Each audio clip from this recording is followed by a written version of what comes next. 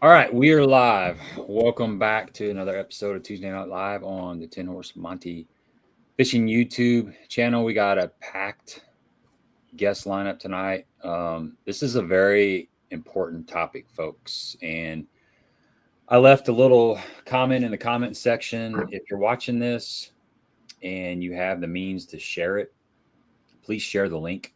We want to get as many eyeballs as we can on this. This is kind of a new deal to me. I was listening to the Bluff City Outdoors podcast a couple weeks ago, and M Squared is a guest on there pretty much weekly. I jump on there about once a month. I'm a permanent co-host now. Yeah, you're a permanent co-host, right? Yeah. By the way, if you haven't checked out the Bluff City Outdoors podcast, check it out, man. It's fun. You know, it's some guys talking about fishing and outdoors and hunting and things of that nature. It's based out of St. Louis, and it's a weekly deal. It's a good show. It's a 45-minute listen, but it's well worth your time. But this topic popped up about commercial fishermen harvesting these trophy catfish out of our major river systems and selling them to pay lakes. And they're putting on, tournaments, and it's a big draw. And, up front it sounds harmless, so people go and catch these big fish, but there's quite a bit more to it. And that's basically the whole theme of tonight's podcast. We want to kind of take a deep dive. Justin was a guest on the Bluff City Outdoors podcast a couple weeks ago. Dang good one at that. And he touched on that, but those podcasts are kind of short, so he didn't get to dive into it too much. And it just, to be quite honest with you guys, it left a really sour taste in my mouth. And after I heard that, I was actually fishing with Mike down at Lake of the Ozarks, and I got to talking about it. And I'm like, man, I'd like to do what I can do with my little YouTube channel on just outreach and deep dive word out there that's even a deal, because I don't think a lot of people know that. So that's the focus of tonight's show. And as we're going through this in the comment section, as always, leave questions, and we'll do our best to get some answers out there. We wanted to get somebody from, the Department of Conservation, or somebody that can talk about the law side of this. But it was kind of a short notice type of deal, and I wasn't able to reach out and find anybody. So maybe that's something that will happen down the road. Speaking of, is it legal? That doesn't sound legal. Game fish being sold doesn't sound legal. So let's start out with Justin. Like, give us a little bit of background information, like, where you're from, and then kind of how'd you find out about this whole topic of commercial fishing and selling to pay lakes? So I'm from Southwest Ohio, right on the Indiana-Kentucky border. And how I found out about it was I was raised with it. I was raised at a pay lake that my family owned. And so it was, from the time I could walk to I'm over 50 now. I grew up at a pay lake, was there, my whole entire childhood, and it was back then, pay lakes, they was pretty harmless, they was, most of it was catch and keep. They brought in loads of farm raised channel cat every week, and people came, they brought their kids, family, it was pretty harmless. They caught their fish, took them home, cleaned them, and done it again the next week. A lot of the same people came every week, and but then it started changing. That was in the 80s. Late 80s, early 90s, you started seeing a few pay lakes started stocking bigger fish.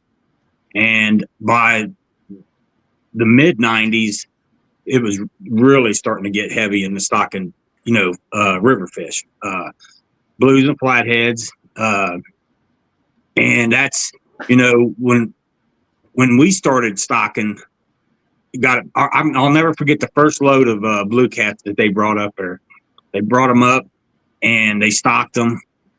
I thought it was the coolest thing ever because, I'd never seen fish that big. And I loved catching catfish. So I thought, man, this is the coolest thing.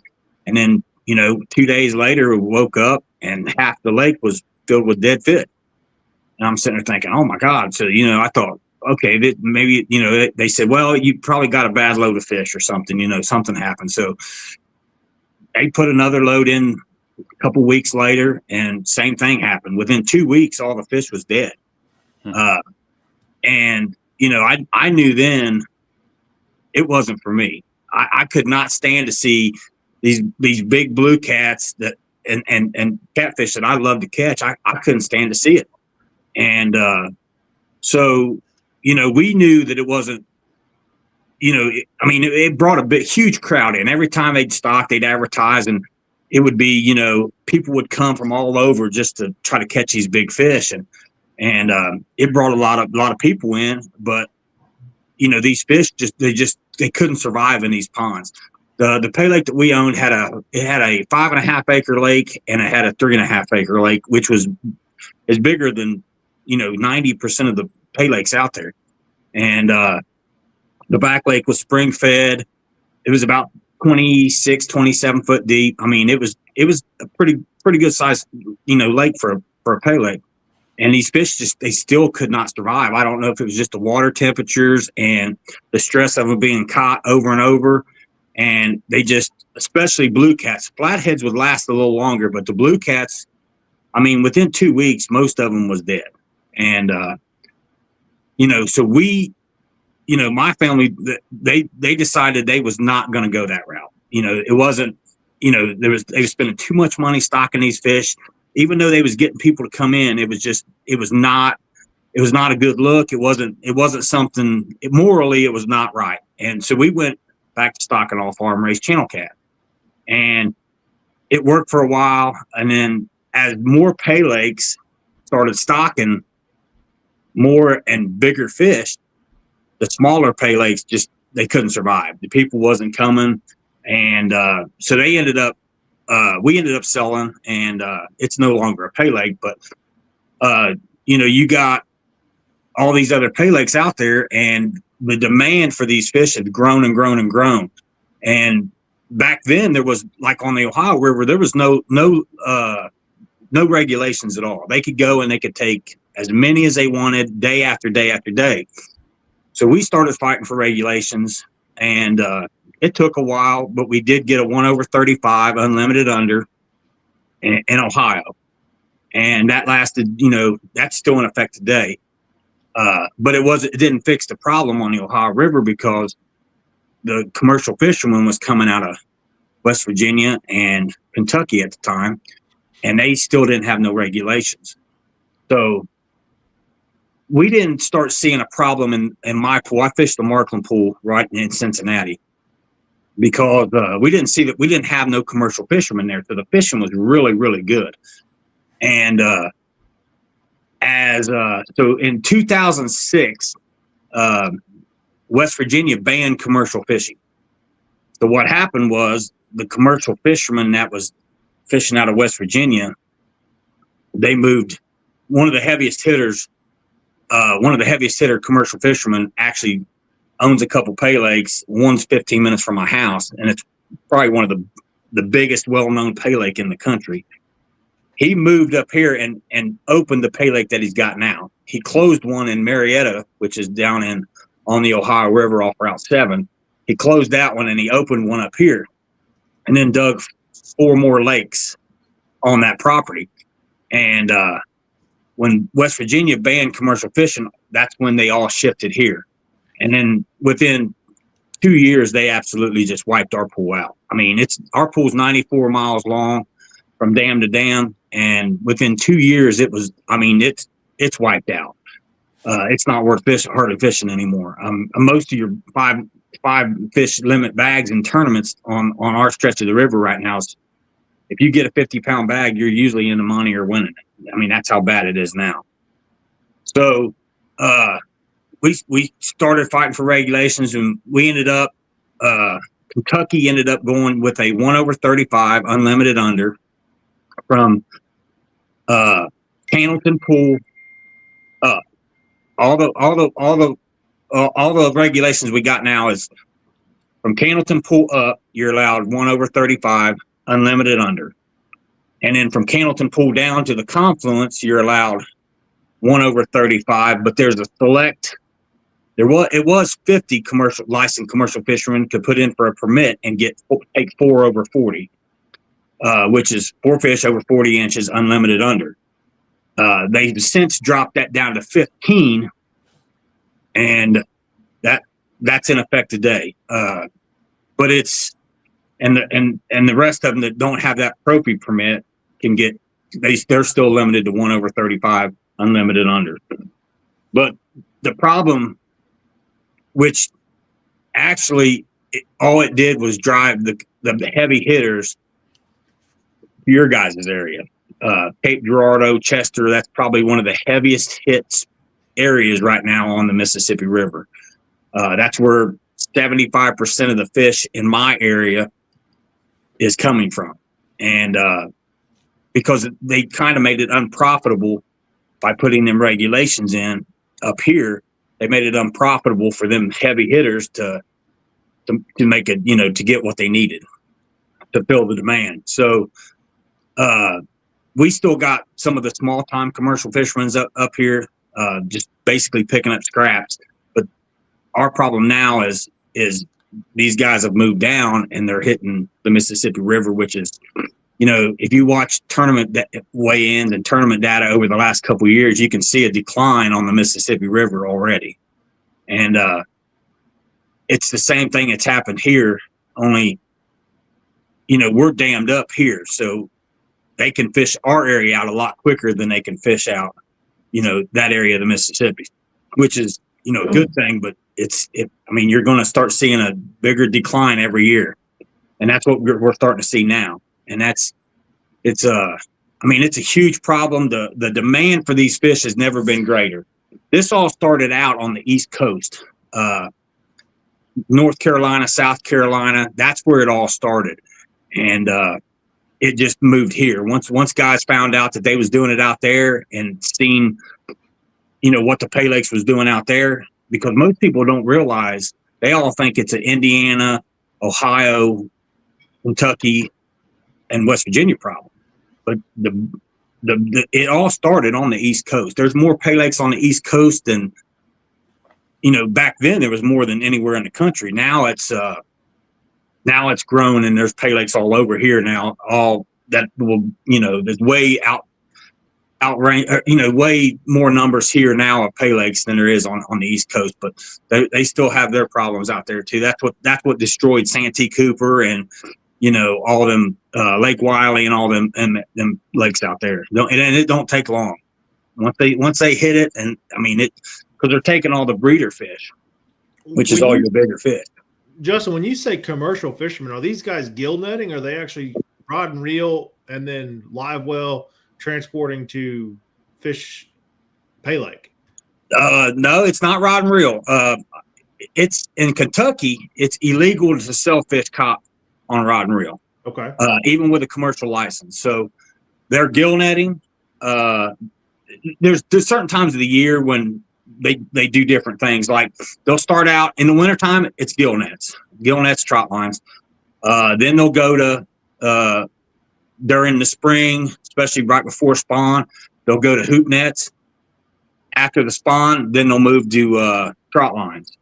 And so it's different times of the year they do different methods. But it's the demand for these fish is just they can't keep up with the demand. Right now it's, back in the day, when I was younger, I used to ride with the commercial fishermen that would stock the Pay Lake we had. I would ride with them down to Arkansas and we'd pick up farm raised channel cat. And I thought it was the coolest thing ever, And on the way back, we'd stop through Grand Rivers in Kentucky, down by Kentucky and Barkley Lake, and pick up flathead and blues. And the market down there, the markets back in the day, they would have quotas on what you could bring in. They didn't buy fish every day because they couldn't get rid of them. So That's changed a lot now, because now they buy 24/7, 7 days a week. They, and so what a lot of guys do, even if they're not commercial fishermen, that's actually going out and running lines and running nets, they actually are. What's popped up now and is growing fast is I can go get me a trailer, put a couple tanks on it, throw an oxygen bottle in it.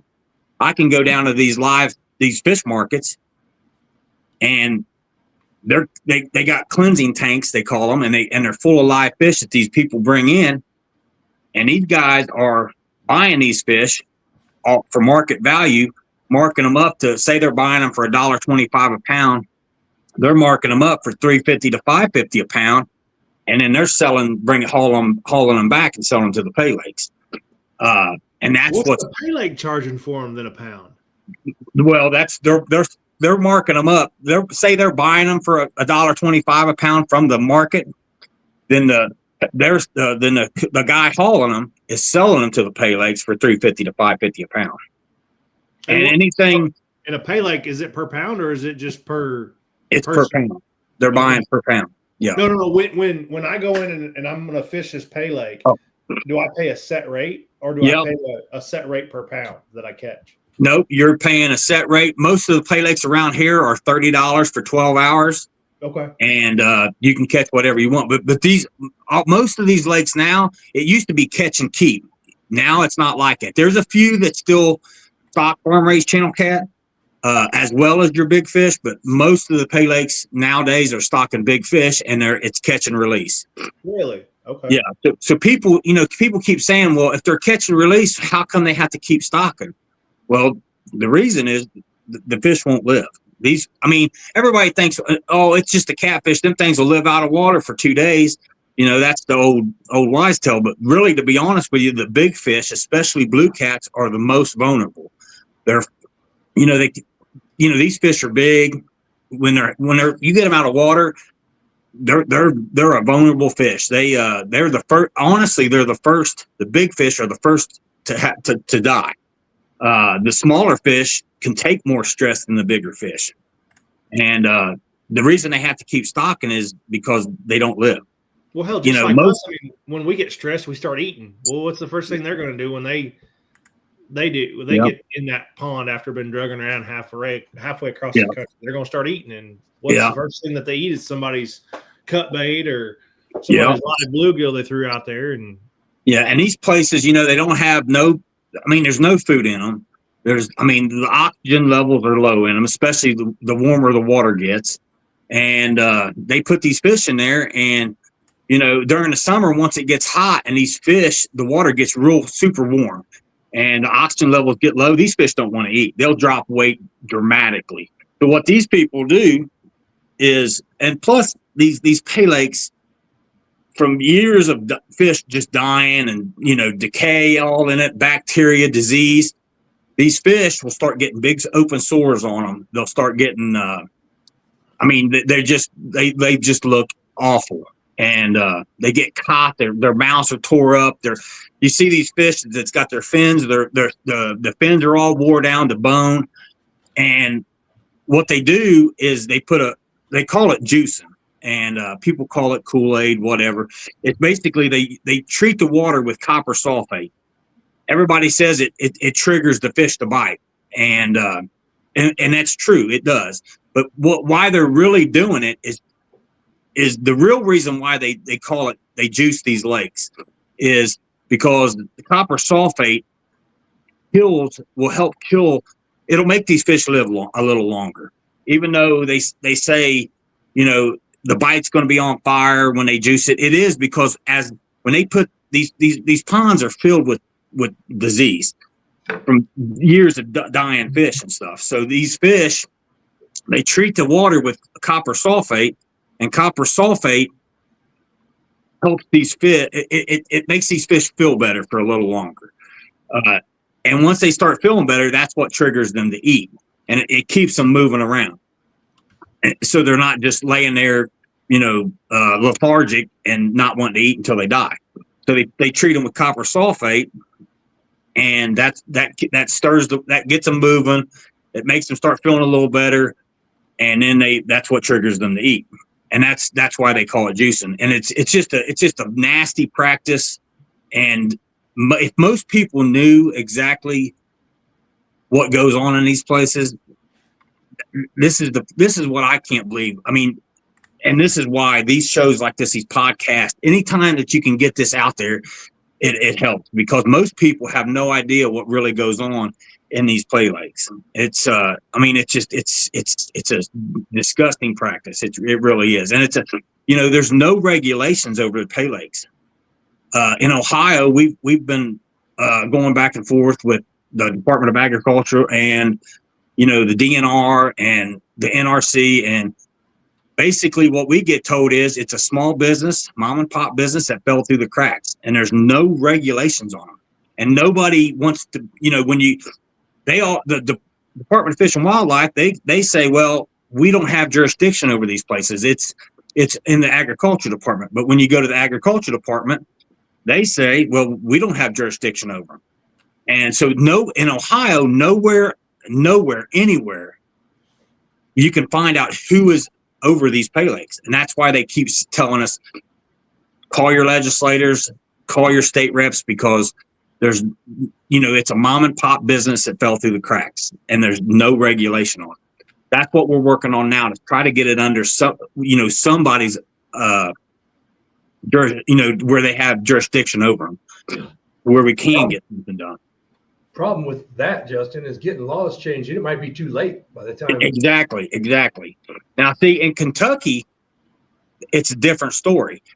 The Department of Fish and Wildlife in Kentucky, they sell a permit to operate a pay lake, so they fall under the jurisdiction of the Fish and Wildlife in the state of Kentucky. And in the state of Kentucky, the pay lakes in Kentucky right now, we fought to get a we've been fighting for regulations in Kentucky for a while now, and we've made some headway. We ain't got what we want, but we've made some progress. The problem is a lot of what they give us, I call them feel good regulations. They give us a little something that makes us feel good. We got something, but it really ain't going to change things. It's kind of like, because they're full of loopholes. And we got a 750 pound per acre, per surface acre of fish they can stock 3 times a year of trophy fish. So that, 3 times a year, they can stock 750 pounds per surface acre 3 times a year. And the reason they could put that in is because they have jurisdiction over the pay lakes. Now, they can only regulate what comes from Kentucky waters. So if it comes from Mississippi River in, say, Illinois or Missouri waters, they can't regulate what comes into the state. They can only regulate their fish and their waters, because then you could violate the interstate commerce law. So they can't keep fish from coming in from other waters, but they can regulate their waters. But every state can do that. Illinois could regulate their waters. Missouri can regulate their waters. Ohio can regulate their waters, but they can't. The problem from keeping, fish from coming in from other waters is the interstate commerce law. They violate that. That would be a violation of the interstate commerce. Because, we've tried to get a no transport across state lines, like Alabama has that. And everybody's like, well, we can't do that. And any state can put that in effect if it's out of their waters. They can't regulate, Illinois can't keep Kentucky fish from coming into Illinois, but they can keep Illinois fish from going into Kentucky. That would be live fish, correct, Justin? Live fish, yeah. Yes. And and by doing it with live fish, you're really not, because you're not hurting the dead fish market, the restaurants and stuff like that. Our problem up here is we don't have the fish markets like they do, down south and west a little bit. We have, we don't have that. Most of our fish, the fish that's coming out of our waters, they're going straight to pay lakes. Now down south, you got a lot bigger market for, people going and buying fish to eat, and restaurants and everything like that. And, I'm a true believer. I believe that I don't want to see nobody out of work. I don't want to see take jobs from nobody. And I think that the rivers can sustain some commercial fishing. They have for hundreds of years. And that gets brought up all the time. Well, if this is such a problem, how that commercial fishing has been going on for 100 years. And it's true. That's 100% fact. But the demand for these fish, not only the demand from pay lakes, but you got dog food plants, you got bone meal plants, you got the demand is so much greater now. It can't sustain what's being put to it right now. And one of the biggest problems is the pay lakes, because they are taking your breeder fish. You know, not all fish get big. And so you want to keep them genes in the water from them big fish. And that's, you know, it's more than little fish do when you're selling them. So yeah, the greed part of it, you want to sell those fish. For sure. Exactly. Yeah. I'm just thinking concept behind Sherrilunker, right? I mean, it's just Sherrilunker and bass. You've taken the big breeders and putting them in your breeding program. Absolutely. Right. This is the exact opposite of that. You're taking them all out of your breeding program. And you know, if you guys have ever caught a big old grass carp before, but I think that's what pay lakes need to go to, is stocking big old grass carp and fighting them suckers. I mean, yeah, that's essentially all you're looking for is the thrill of the fight, right? Right. And you know, a lot of it now is it's more about the gambling at these places than anything else. I mean, they're taking a resource that belongs to everybody out there, you know, the public, and they are taking them and they are putting them in these ponds, and then, you know, where it's an all cash business almost. And, you know, you don't even need a fishing license to fish these places.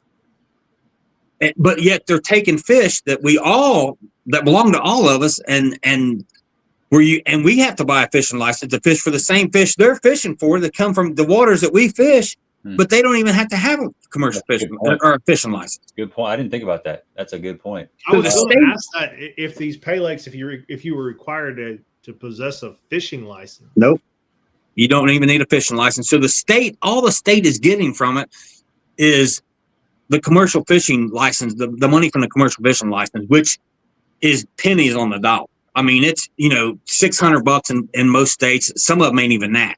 And, you know, there's multiple reasons to keep these big fish in our rivers. I mean, the biggest issue we should be, you know, I try to push all the time is, you know, they're spending millions and millions of dollars every year on the Asian carp problem. Well, the number one predator to the Asian carp is what in freshwater? They catfish. Yeah, they're the number one predator to everything. Yeah.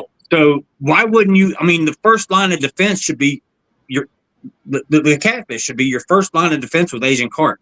They're talking about in multiple states stocking alligator gar to help, you know, help fight against the Asian carp.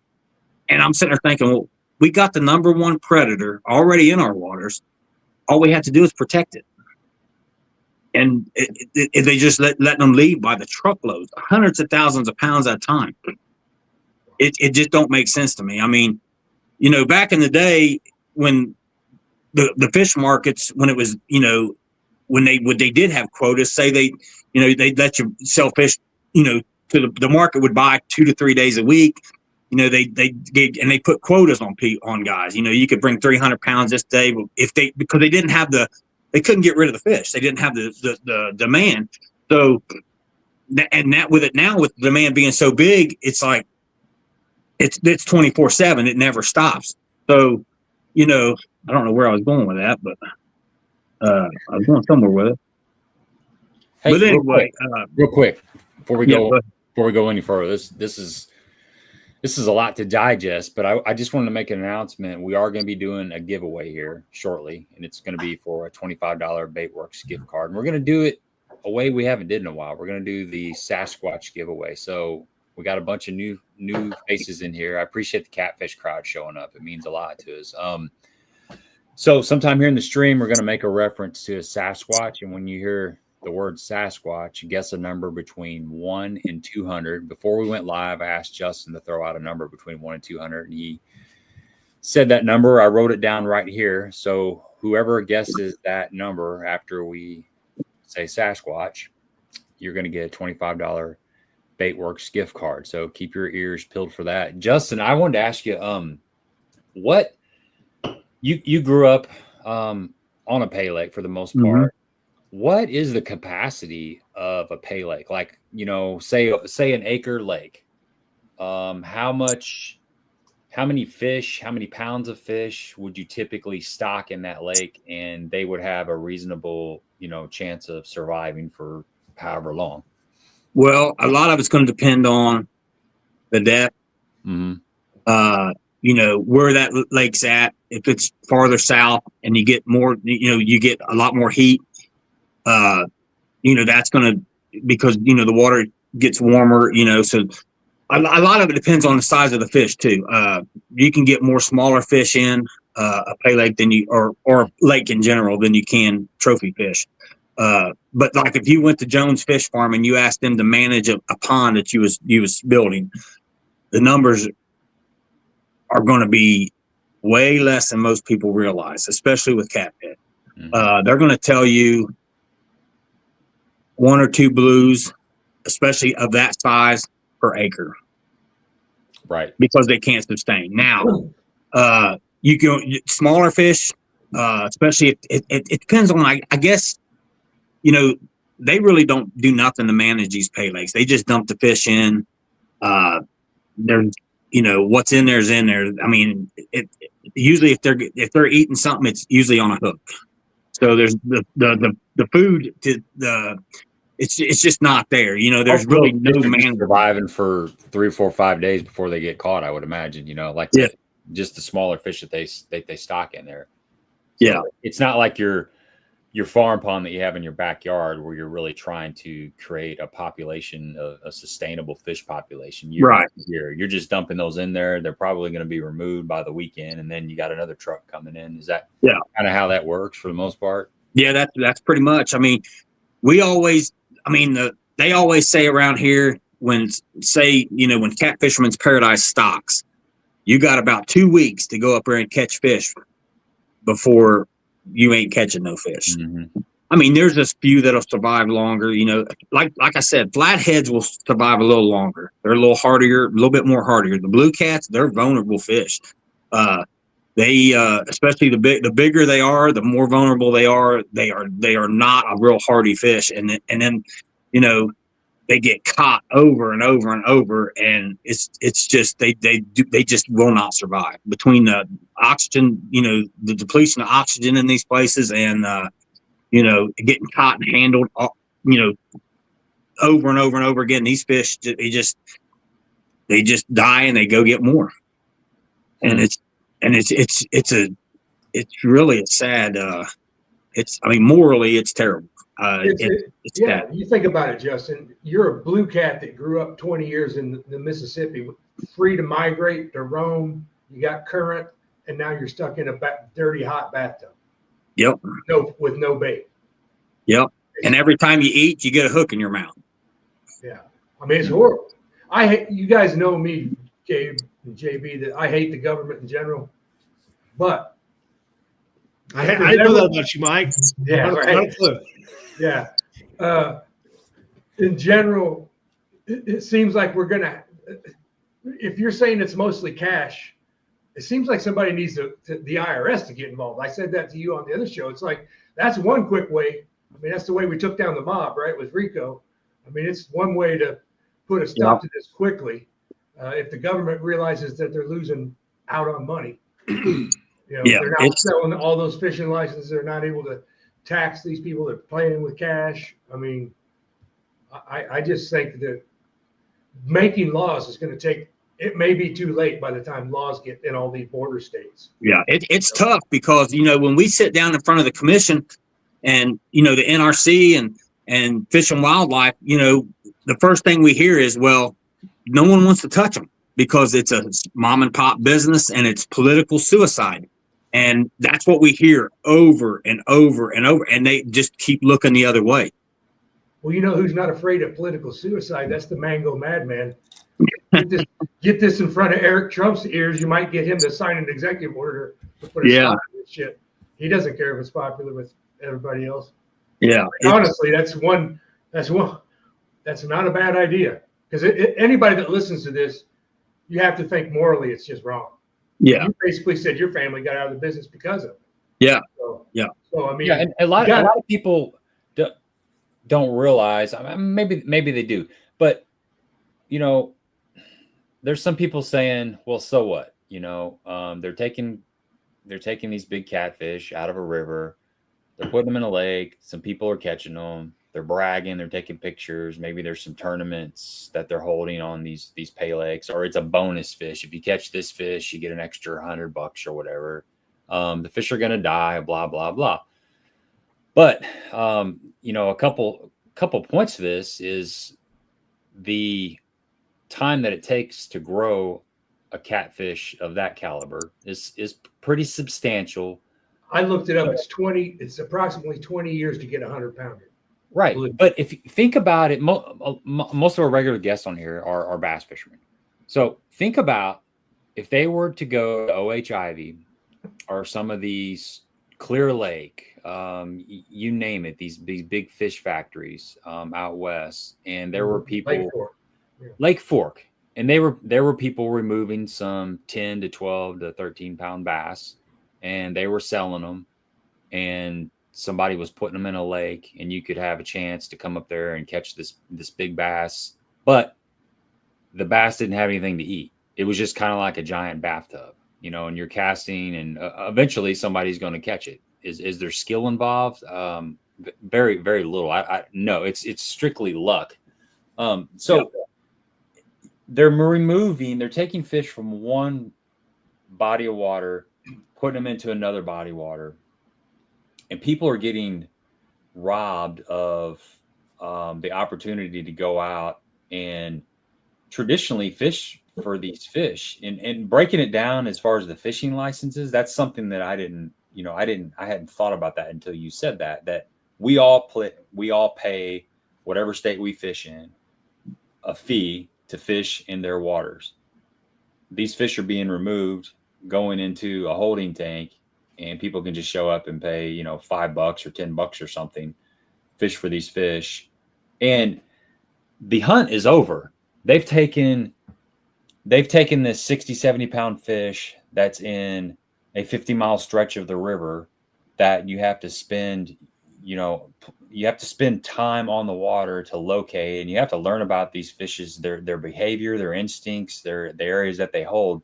They've taken all that away, and they've downsized it to a 5-acre pond where all you have to do is go there and throw out your stink bait or your cut bait to catch one of these fish. So it's interesting. I mean, I can see where the person that doesn't fish and doesn't respect the trophy fish. I mean, these are true trophy fish. Catfishing has become really, really popular over the last 10 or 15 years. There's a lot of catfish tournaments. There's guys that travel around the country, just like the Bassmaster Elites, just like the BPT from MLF or MPFL. There's actually legitimate catfishing tournaments and circuits, multiple circuits, and there's people that's what they do, just like us bass fishermen fish tournaments. They go around the country, and this is being taken out of their fisheries. There's a financial incentive that from the local communities that host these big tournaments, that's going to slowly dwindle. And like Justin was saying, you're seeing the fishing go down in some of these areas, and we're right in the heart of this. Like you said, we had the lowest numbers at the Alton Catfish Classic. It was the lowest weights. It's in the 10 years that Mark's been putting that on. Yeah, and that's gonna continue if these fish are just harvested. So that's kind of what, you know, just to think about the guides too, Gabe. Why would you go pay $300 to go with a guide when you can pay $30 for 12 hours and hope and know there's big blue swimming around in there, or you think there is? They may have died already, but because you were saying on our show, Justin, right? They would take pictures of the fish they were putting in and advertise it. Oh yeah, absolutely. It's huge. And these people, they know they're going to die. A lot of the guys that fish these pay lakes, they know, hey, these fish, we need to get there when he stops because we know they're not going to be there long.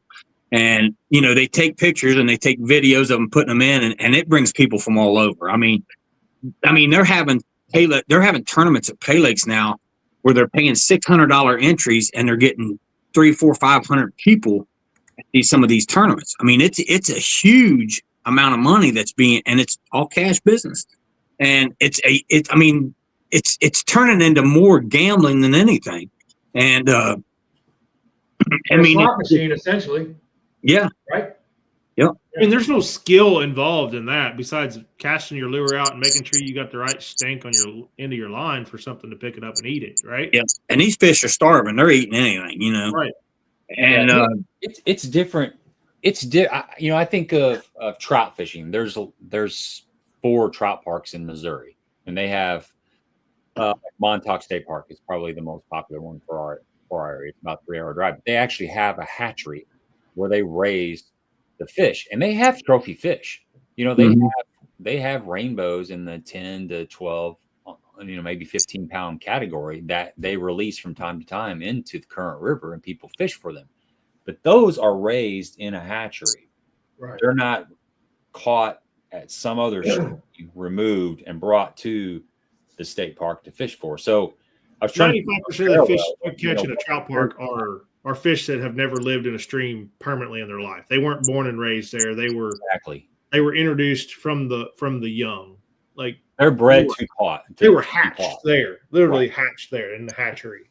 Now, Justin, excuse my ignorance on catfishing and commercial catfishing. Wouldn't it be more desirable to a fish market, not necessarily fish resale as live, but a fish market to have the smaller fish, easier to handle, probably better quality of fish? And that's what used to happen back in the day. They wanted more of the smaller fish. A lot of guys back in the day, not all of them. There's some that will keep, some big fish, but most of your big fish got released because there wasn't a demand for them. Right. The markets wanted the smaller fish, but now with the demand from pay lakes, they're keeping everything. And they're paying a higher premium for that live fish too. So it all comes down to the almighty dollar, right? Like, where people are a business is going to chase the best dollar. Yep. And as long as it's being allowed, there's going to be somebody that's going to chase that almighty dollar. Yep. Right, wrong, or indifferent. We're all chasing it in some way, shape, or form. Yeah. And I compare pay lakes to I kind of like this. It's you can't take deer from the public herd and put it in you can't take deer from the public herd, put them in a high fence hunting area and charge people to hunt them. It's against the law. You can't do it with quail. You can't do it with pheasants. You can't do it with anything. But catfish it's free game. I don't understand it. I don't get it. I don't understand why you can't do it with anything else. I mean, I've looked all over and I can't find anything else where you can't go to a state park and cut firewood and sell it. I can't even catch or cut firewood and burn it in my own fireplace. It's against the law, but you can go to a river and take all the catfish you want and it's legal. It just don't make sense. Isn't it? It makes no sense. Correct me if I'm wrong. Isn't it illegal to transfer fish from lake to lake? It is, but now it's illegal here. Okay. I'm glad you brought that up. It's illegal to take them from the Mississippi River and put them in the Ohio River. But you can take all the fish you want from the Mississippi River and put in your own private pond or any other lake. As long as you can't transfer from public to public. So I can take it from, say, Lake Gerardo and transfer them to my pond that's in my backyard, and there's nothing wrong with that because my pond is a private pond. Yeah, exactly. But you can't go from public to public. You can't go from one public water to another public water and release them. But you can go from public to private. And you probably can't go from private to public. Exactly. Yeah. Yep. Well, there's not a real demand for that, probably. And I wouldn't have a problem. Yeah, I wouldn't have a problem with any of this if it was like the trout and somewhere they were making a stream with current and they were feeding these blues and raising them up to be that size and then putting them in their own pond. knock yourself out. Yeah, you know, I agree. I mean, then you'd have an incentive to keep them alive and keep them healthy. Yeah, I don't think anybody would have a problem with pay leg if they stock farm raised fish. You know, these stock farm raised fish, they can still do all the gambling they want. You know, they can still do everything they want. They can do with the smaller farm raised fish, but they, you know, it's not as, you know, I guess everybody wants that big fish, I reckon, you know, and the I mean, gambling part about it is the tournaments, correct? Yeah. Okay. I mean, they got what they call jars, and they got slots to where if you catch a fish in say it's 30 to 39.99, if you catch one or 30 to 31.99, if you catch one in that slot length, then you get whatever money's in that jar. And then, you know, they got, and so on. They got the weekly tournaments, biggest fish of the week. They got hourly tournaments. They got, you know, I mean, there's just so many tournaments out there, you know, and it's just, I mean, these pay legs, I mean, I don't think people really realize, you know, a lot of people I hear say they're just harmless. People are just out fishing. I mean, you got 15 guys around a lake. Well, that's the farthest thing from, you know, you got hundreds, especially on like Thursday, Friday, Saturday, Sunday. Them's your busy days. Hundreds of people at these lakes. I mean, and that's the money they're bringing in on, you know, you do 200 people. We'll just say 200 people a day on the weekends at $30 a piece. Then they're selling bait, which that's becoming another big issue. And because most of the bait they're getting is skipjack, they're coming from, you know, public waters as well. And that's starting to be a huge issue. Baits becoming, I mean, look what they done down there on Wheeler and Wilson. You can't even, I mean, they basically, you can't even sell skipjack caught out of Alabama waters anymore on a Tennessee River. They made it illegal because they almost wiped them out down there on Wilson below Wheeler Dam. And, but that's becoming another issue anyway. But, you know, so you figure 200 people a day, $30 a pop, all cash. And then they sell bait, tackle, food, everything else. I mean, these people are making a killing, and and money, that's what's driving it all. Wow. So if they have these tournaments, you mentioned like the fruit jar type deal, where you got the money in a jar, and if you catch a fish between, let's say 30 pounds and 31.99 pounds, you get what's in the jar. Mm-hmm. Is that fish even in that body of water? Because they would know what's stocked. I mean, they have the means to know exactly what's stocked. I mean, they know there's a 27 pounder in there and there's a 35 pounder, but there may not be one between 30 and 32. Yeah. Well, what happens? Die and it's not even in there anymore. Yeah. Well, what happens too a lot of times is, you know, say they put a 34-pound fish in there. That fish is going to drop weight so fast. It's probably going to end up being in that slot within a couple 4 or 5 days. You know, I mean, these fish, they'll tag some of these fish. A lot of the times they'll tag these fish with us. They'll put a tag in their back and they'll say, well, this tag was 80 pounds when it went in. When they weigh that fish, a lot of times they'll still call that fish 80 pounds. But if you put that fish on a scale, that fish will lose 10, 12, 15 pounds in 2 weeks. I mean, these fish are skin and bones. I mean, if you go to that website, there's a website and a Facebook page called Exposing Pay Lake. It's a great, if you really want to know what pay lakes are all about and the problem, that page is really, really, really good. You know, it's the guy that runs he's been fairly busy. He's getting ready to start adding more content because he's just so busy right now. But there's a lot of good information on that page, and you'll see pictures of fish from these pay lakes. They're just skin and bones. I mean, they're just nasty. And I mean, that's what these fish look like after being in a pay lake not long at all. I mean, it's disgusting.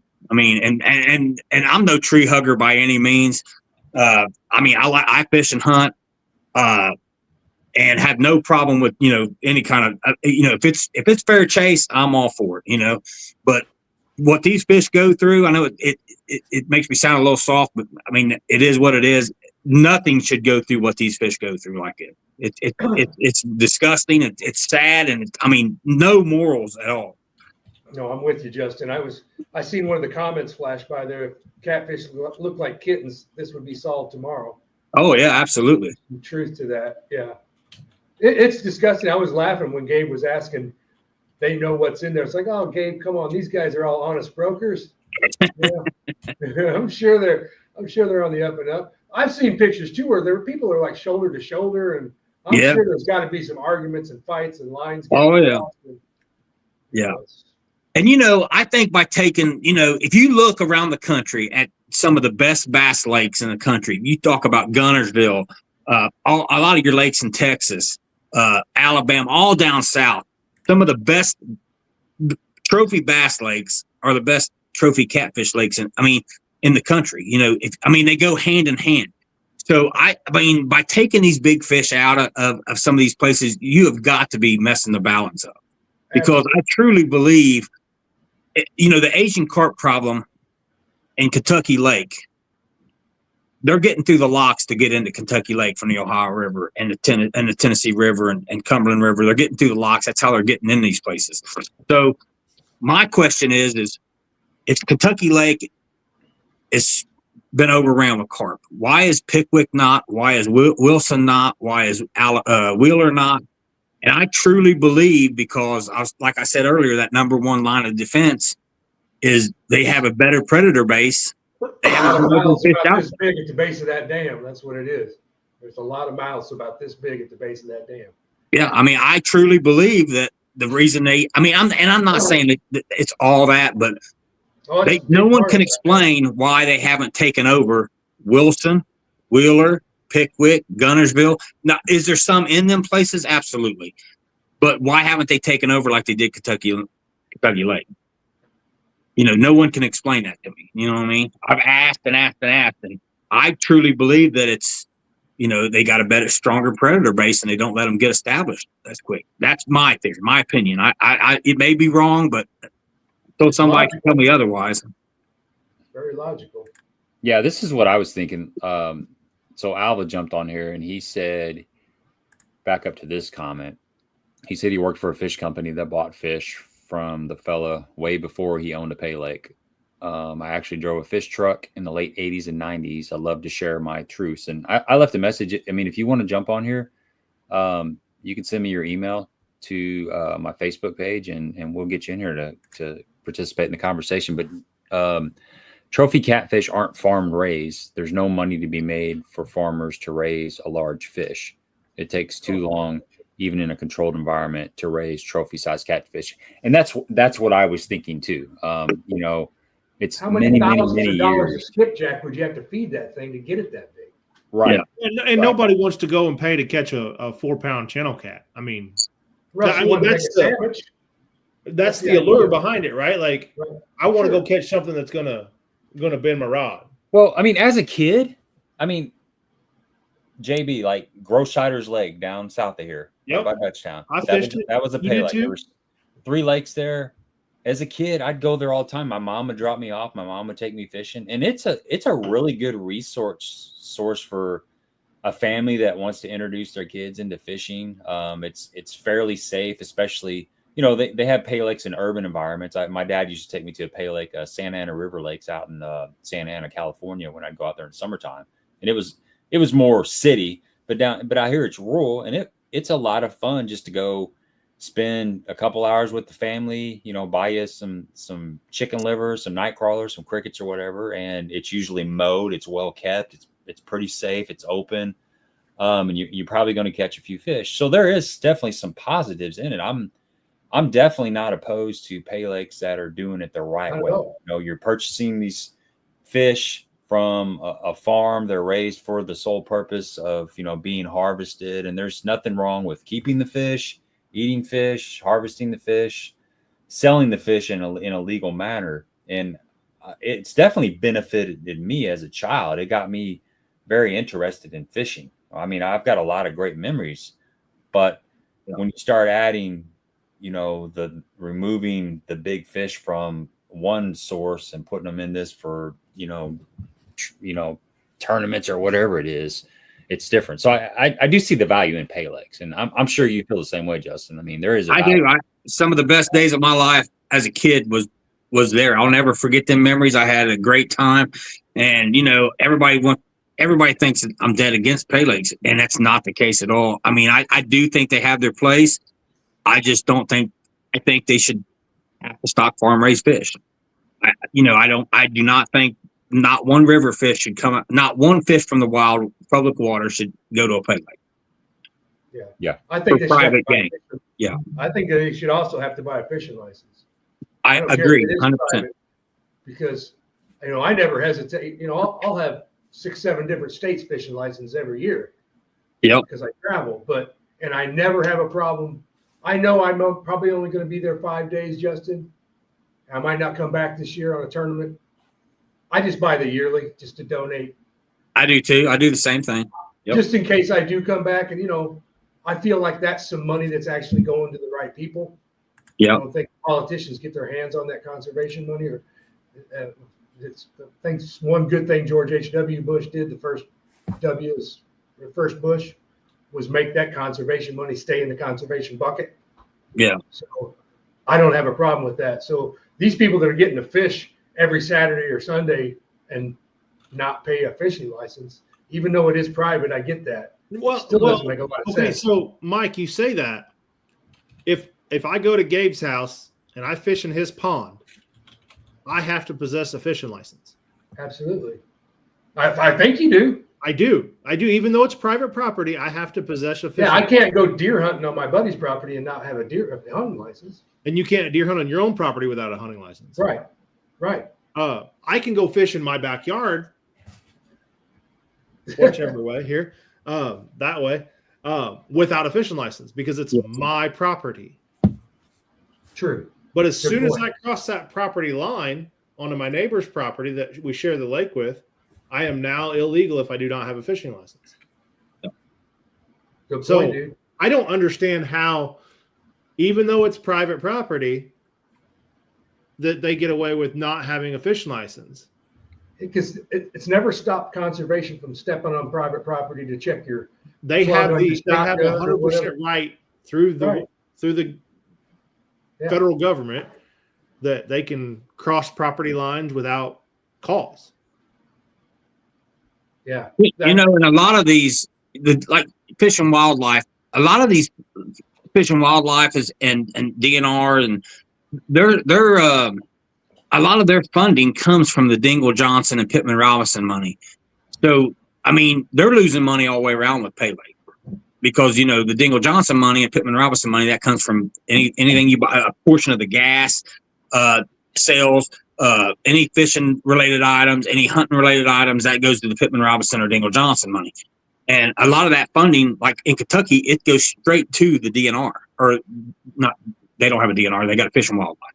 But so they're, I mean, I just don't see why these states are allowing the loss of that kind of revenue for somebody to, in the private, you know, for it to have a private pond that's going for private game off of a public resource. It just don't make sense to me. All right, we got Alva Jones in the queue back here. Nice. We're gonna bring him in, and he's gonna chime in. All right. What's going on, buddy? Thanks for jumping on. Man, I am super stoked. I got on this. I didn't even know it was going on, but thanks to Catfish with us, he sent me the invite. So yeah, this is definitely right up my alley. Yeah. So you've been kind of listening a little bit to the conversation. Give us a little bit of your background and kind of what you think about, you know, what's been discussed so far this evening. So a little bit of my background, like I stated, I worked for a company called Midwest Fish Farm. It was Cedar Lake is the pay lake that they owned, and then they also owned a fish farm that basically it was called a farm, but they just hauled fish to all the other Bay Lakes and state You parks. you worked for Danny. I did. I Yep. did. Danny, Kent, Monica, Yeah.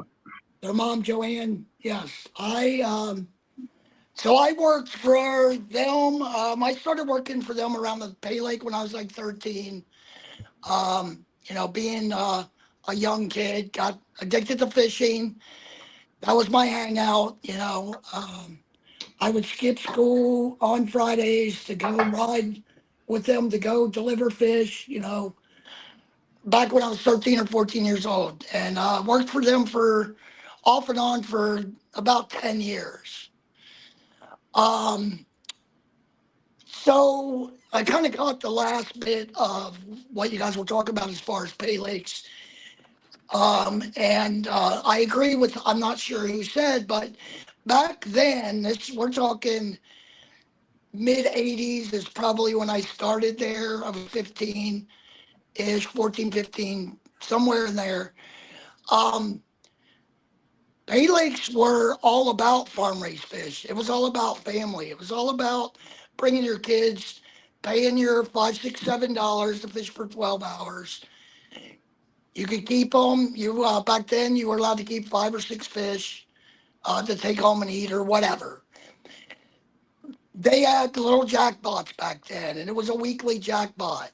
Yeah. $50, it cost you $1.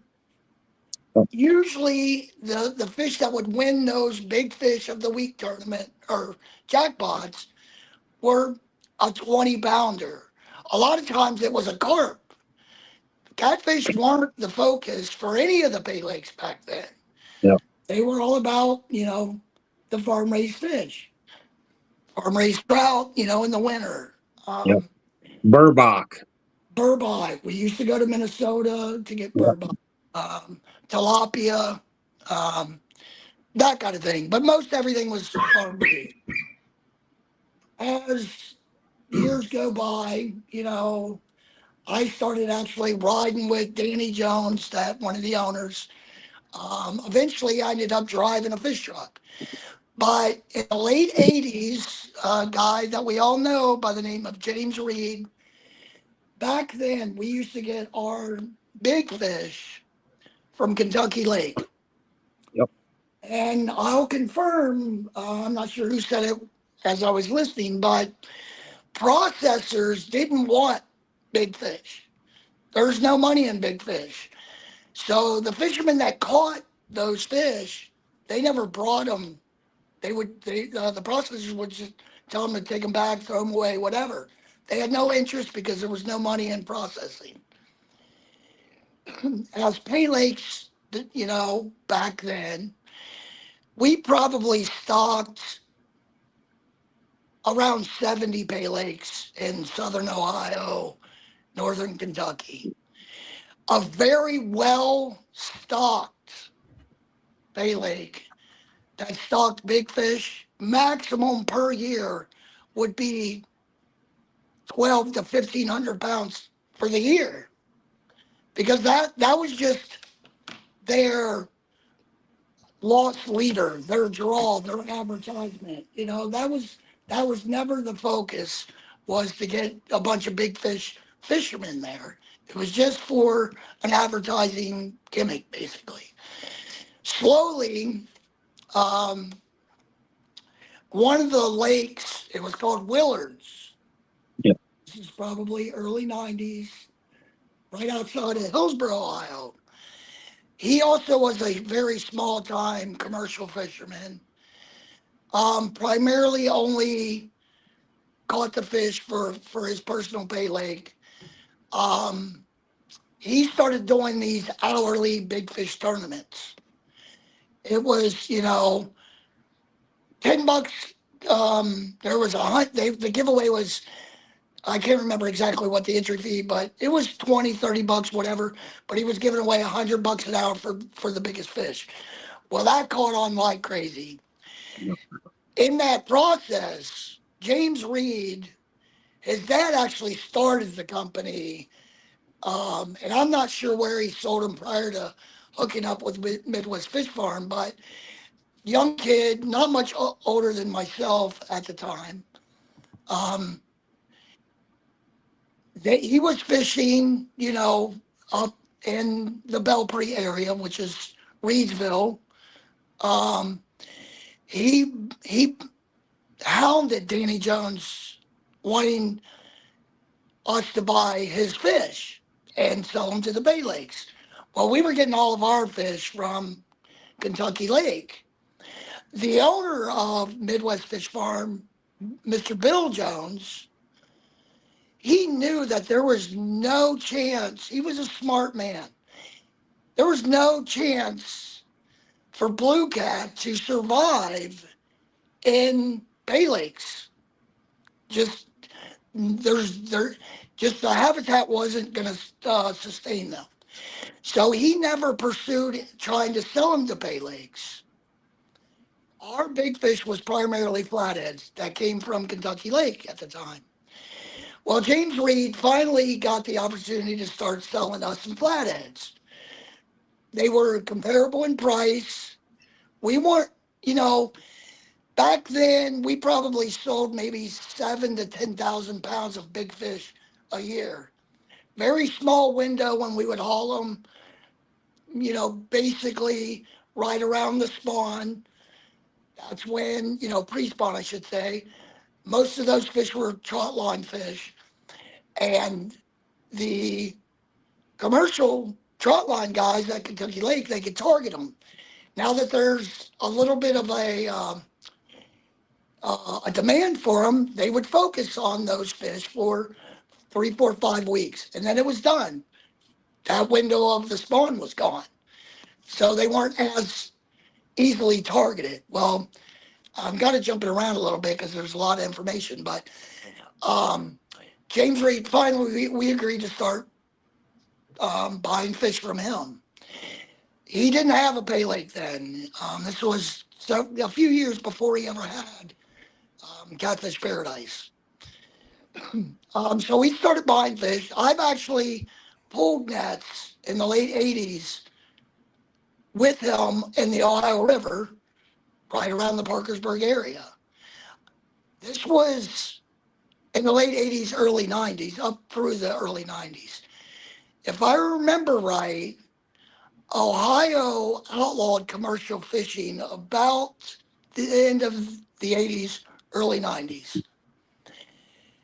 But by that point, he had pretty much fished it out.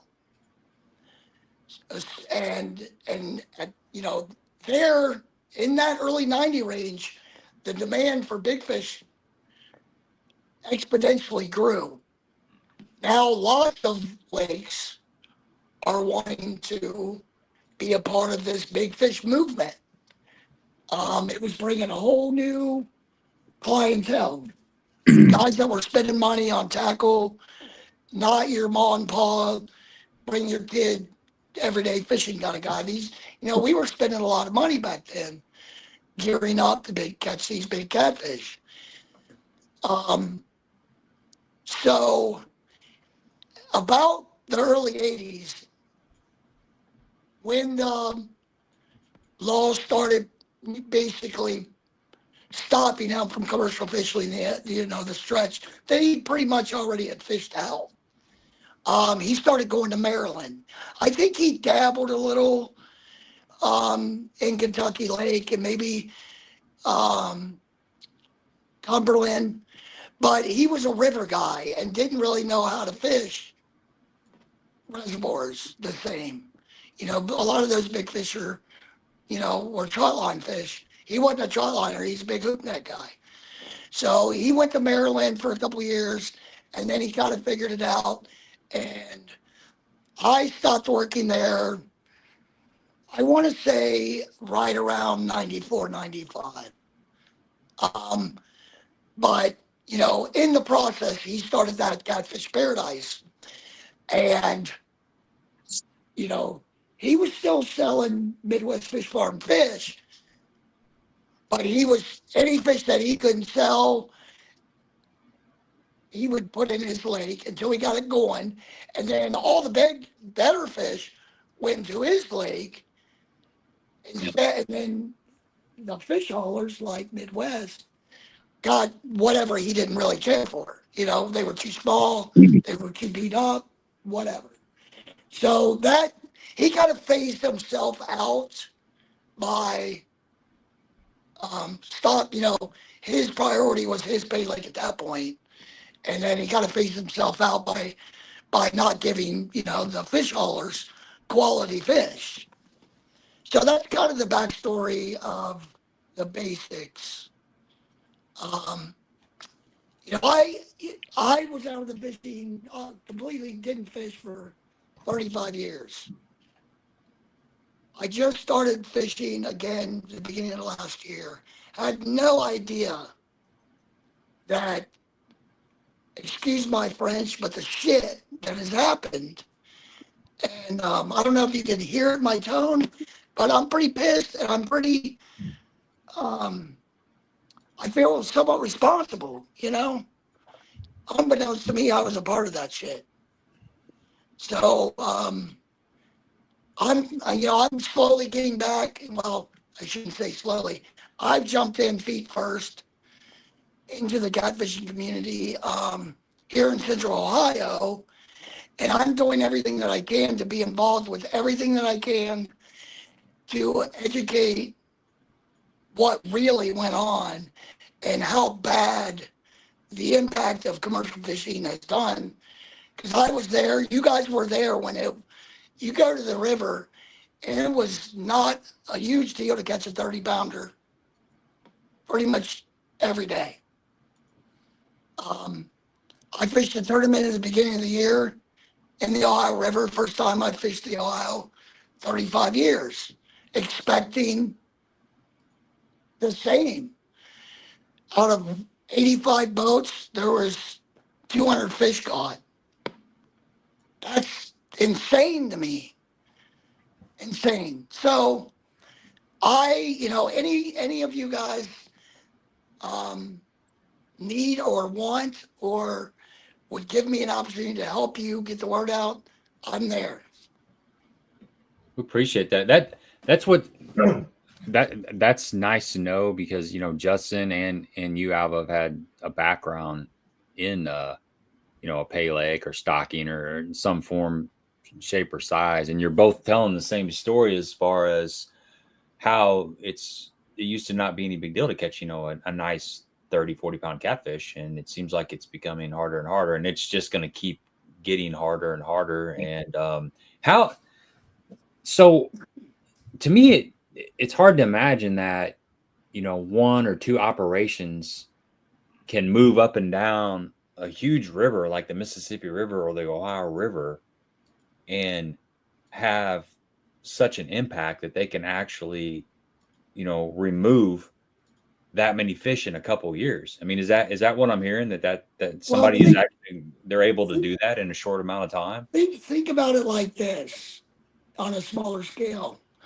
If you're just a bank angler, you're limited to that one spot, you know, 100 feet this way, 100 feet that way. You get on a boat, now you can move around a little bit, mobile. Well, now we all drag. And look at how many fish we catch from the quantity of fish that we catch, the difference. And being that idle, stuck in the bank guy, to now we're mobile, running mile tracks. Yeah. It's probably pretty easy to spot a big blue on forward-facing sonar. We're talking hundreds of hoop nets that can fit. You know, a hoop net can have 800 pounds of fish in a net. No problem. And, you know, once you know the body of water, your home lake, you know that you can go and get fish pretty much on any given day. Mm-hmm. Yeah. Let me add a little something to that. So, you know, it's way bigger than just this.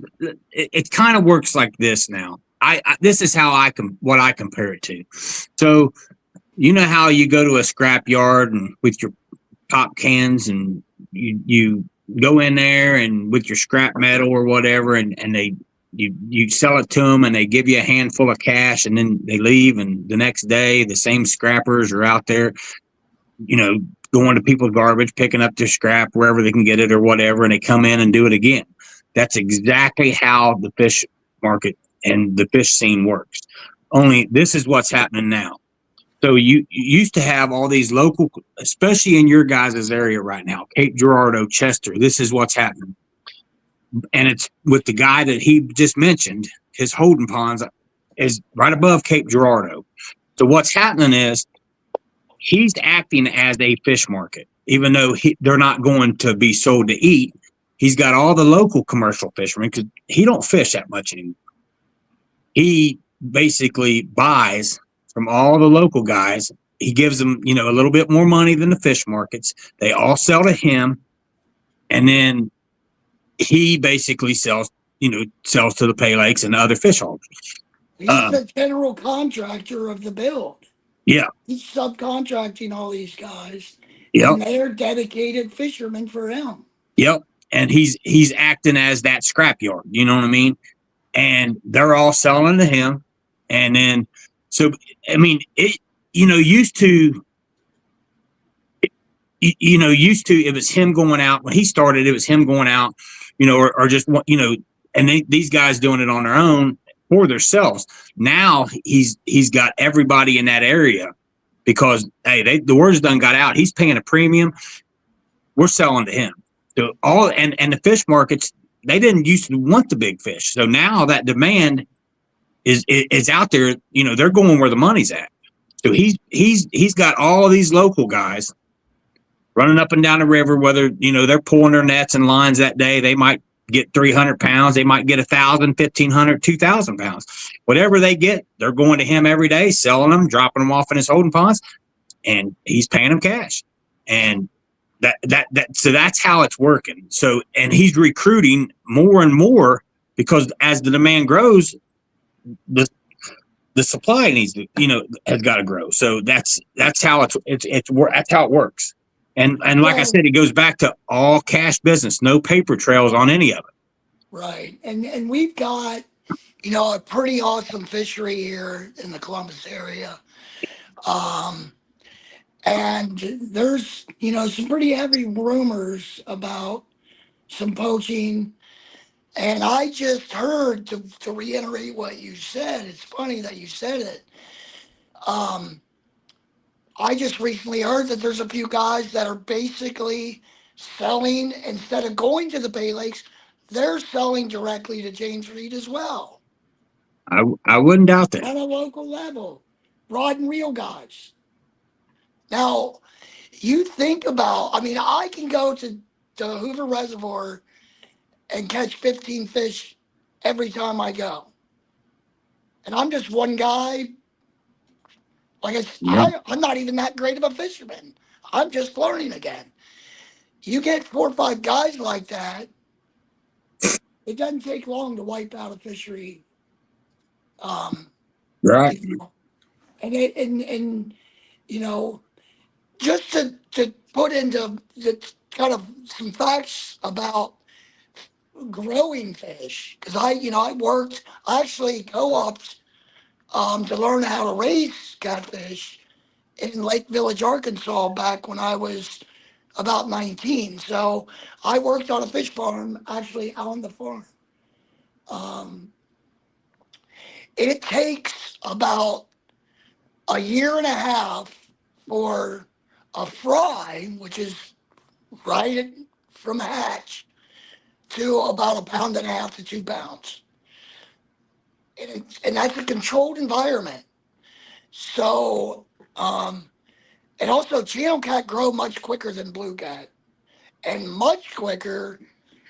Flatheads grow very slow. Their metabolism, we all know this as fishermen, they have a very slow, much slower metabolism. They don't eat as much. They don't gain as much weight as quick either. You would think it would be a little different, but they're not eating machines like a channel cat, like a blue cat. Those two fish, that's what they do. That's all they do. So if you take that into, consideration on what it took in a controlled environment to get that fish from a fry to 1.5 pounds to 2 pounds, and now we're talking, and again, it's a controlled environment. They're bred to eat. In the natural environment, they're out there hunting, and there's days or times that they don't get a full belly. You know what I mean? They didn't have a good hunt. So they're not going to gain weight anywhere close to the same as what a farm raised fish is. That being said, a 20-pound fish, it may take 5 years for that fish because it's a smart, very good hunting fish, or it may take 25 years for that fish to get to that weight. I just recently caught a tagged fish that was stocked in Hoover in 2012. It was 6 pounds. Huh. Not all fish get big. That's why them genes That's are important. exactly right.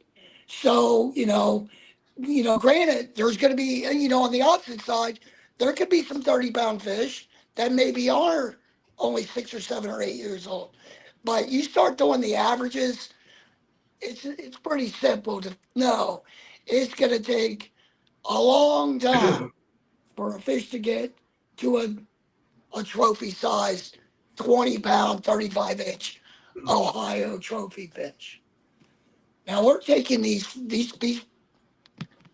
people are taking these 40, 50, 60-pound fish out of Hoover. Granted, again, Hoover's, relatively new with the blue cats, 15 years or whatever it's been. And we've got some, 40, closer to 50-pound fish in there. Some were there, I believe, naturally. A lot of them were stocked. But it's not every fish that was stocked in the original stocking all got to 50 pounds or 40 pounds. There's only a very small percentage that ever made it that far. And if you continue to take those fish, that fishery is going to be right back to a 6 or 7 or 8 pound. Those fish are just going to get to that point. That's all it's going to be there. We have to stop allowing our public. We bought those fish as the public, as taxpayers.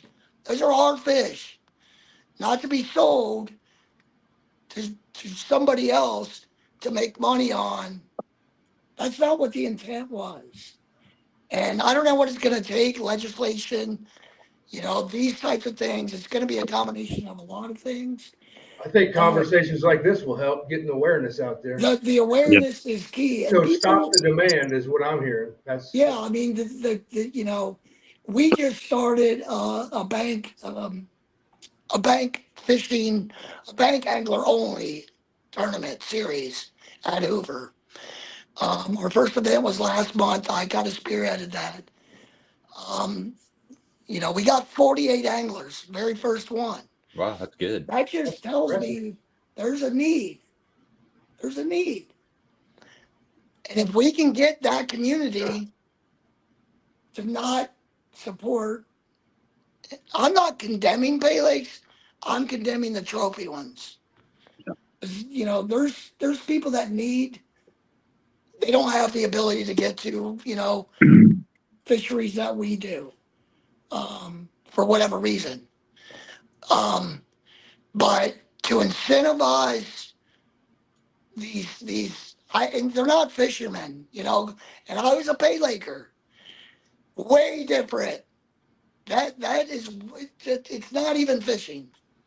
It's I don't even know a good analogy.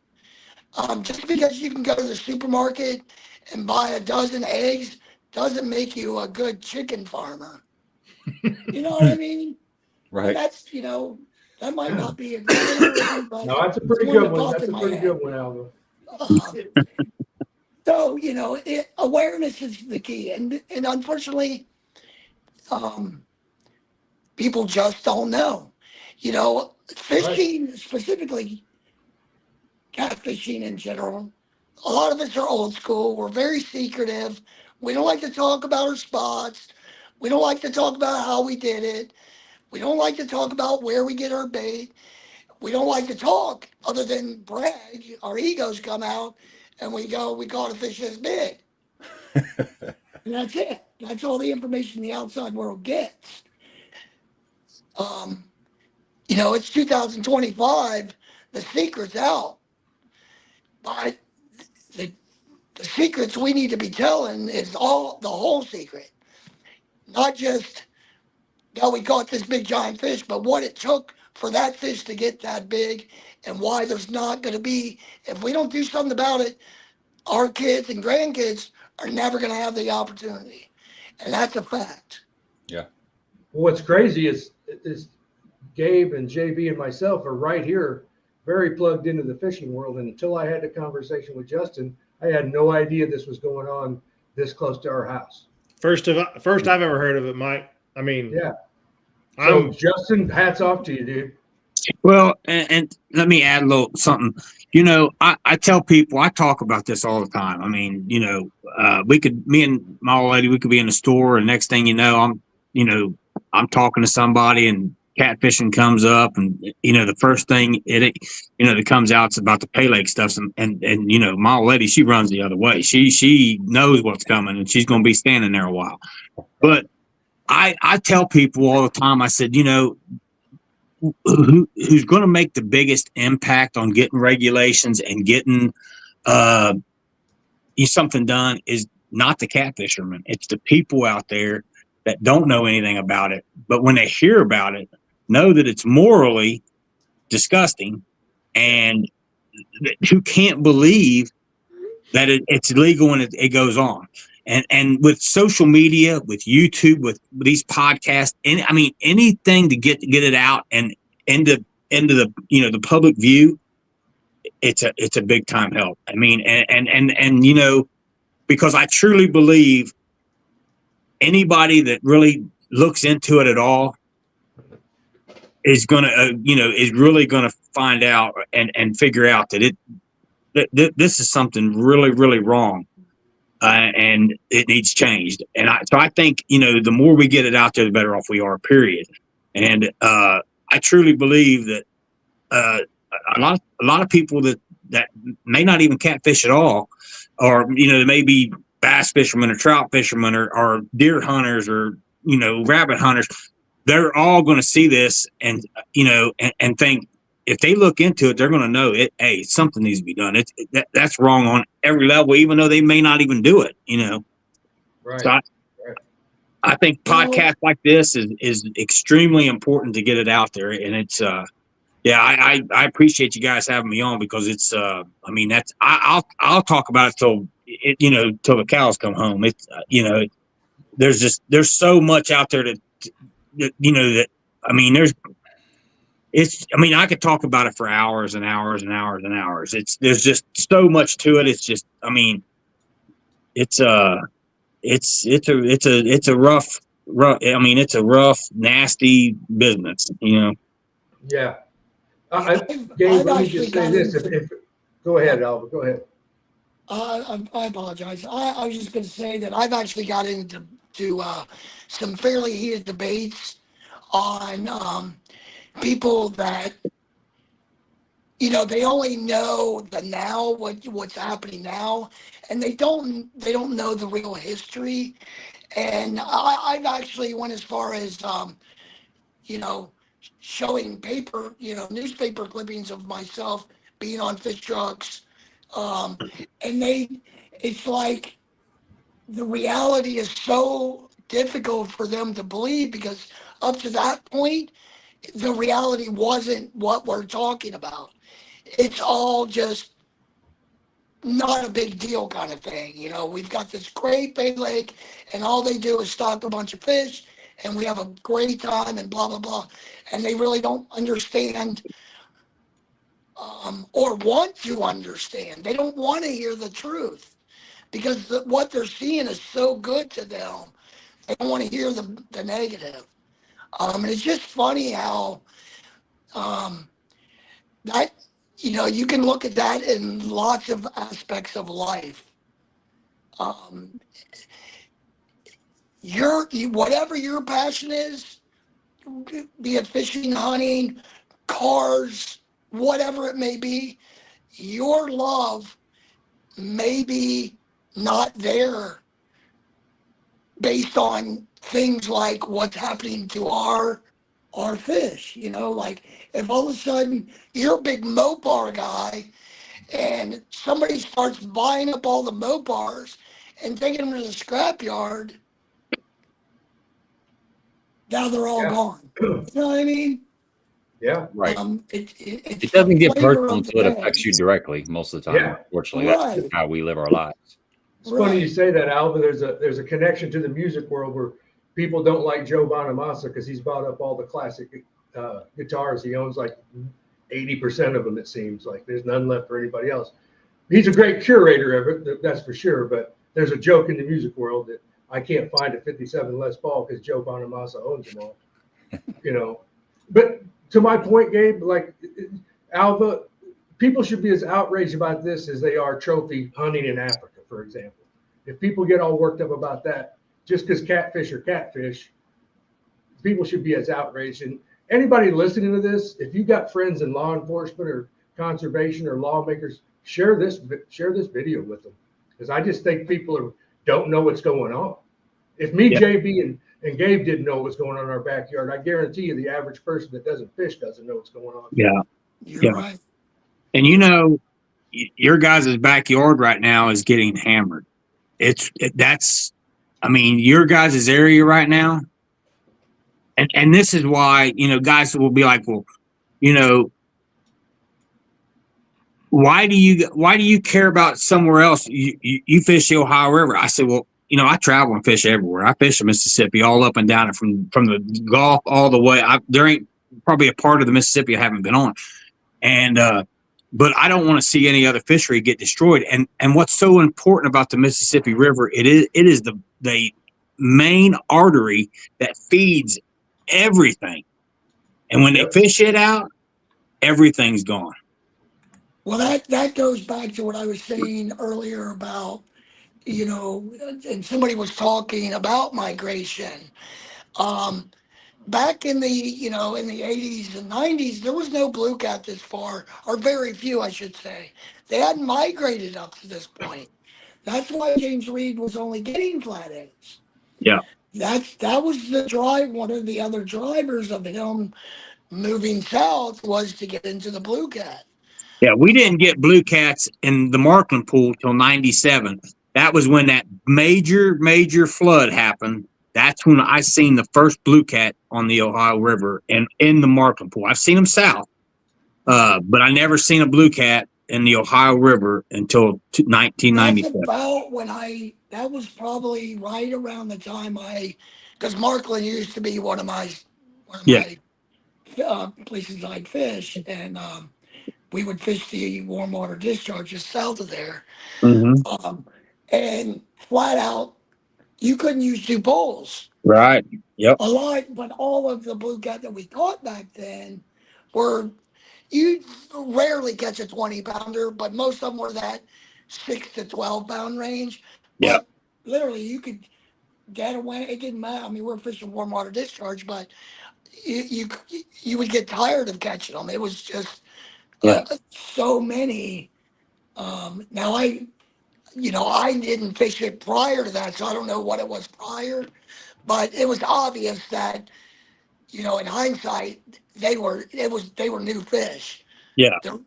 Because we weren't catching any big ones. We catch big flatheads, but we weren't catching any. And I was old and experienced, so I knew how to fish. Mm-hmm. I wasn't just unlucky not catching big ones; they just weren't there. Yeah. So I Justin, would agree with you. How far north are these guys going? You keep saying Cape and Chester. Are they coming up St. Louis, Alton Pool? They coming that far? Yeah. Because we have multiple triple-digit blues caught here in the Alton Pool every year. Yeah. And that seems to have been slowly kind of fading away. Yeah. I seen a video a guy posted, it was at Columbia Bottoms boat ramp, and it was a commercial fisherman from Ohio putting in there. Or actually, he was taken out. And I was down in the Alton Pool. I think it was last year. We came up and fished with a buddy of mine, and we was out catching goldeye. And here come a guy pulling trot lines right above the chain of rocks. And I'm like, I said right there, and he had Kentucky plates on his truck. And I said, boy, it ain't gonna take long, and they're gonna hammer this. And they was hammering. And right now that some of the heaviest hitter, one of the heaviest hitters, he named him earlier. His holding ponds are right above Cape Girardeau, and he's selling to 75 to 80% of all the fish in my area, in this area of Ohio, is coming from down there. What's he doing to keep them alive in his hole? Is he actually running some water through them or aerating them? Or? Yeah, he's got several holding ponds. I mean, he's got a bunch. Kind of funny how you'll take care of them before you sell them, right? Exactly. Yep. Get them all healthy before you get rid of them. Yeah. Yeah, when we used to get fish from him, way back in the day, he had property on a little creek channel that was down a pretty steep embankment. So he'd pull his his fishing boat up. He had a big, 22-foot sea arc or something, big live wells. But he had basically, I would guesstimate like 12 by 12 by maybe 6 foot deep wooden boxes that had like the plastic construction fencing, basically. And they were just floating in the creek, and he would pull up, unload them in there until basically he got, enough for us to make the trip to, go from the Loveland, the Cincinnati area down to Reedsville, which is a few hour drive or whatever. So, I think back then, we wouldn't go unless he had like 1,500 pounds, and it would take him a week or so to get that much back then. But the funny story is his dad, and he was older than dirt back then, no disrespect, but this embankment was, I'd say, about 40 foot, and it was pretty much straight down.